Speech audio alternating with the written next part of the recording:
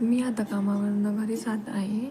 घरी गेल्यानंतर मला खूप जोरदार भूक लागली होती, त्यामुळं मी पास्ता करून घेणार आहे. टोमॅटो वगैरे मी चिरून घेतलेला आहे. गॅसवरती पाणी तापत ठेवलेलं आहे. त्यात तेल टाकून घेत आहे. तेल टाकल्यानंतर त्यात आपण पास्ता टाकून घेणार आहे. पास्ता व्यवस्थित असा शिजू द्यायचा आहे. शिजल्यानंतर त्याला एका भांड्यात काढून घ्यायचं आहे.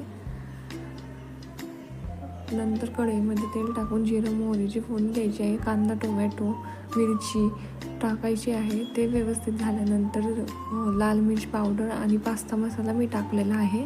त्यानंतर थोडं पाणी घालून व्यवस्थित असं मिक्स केलेले आहे. त्यानंतर त्यात पास्ता टाकून घेणार आहे.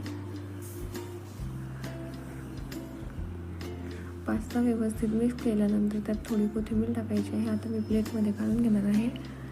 येथे आम्ही मस्त पास्ता एन्जॉय करतो. थँक्यू.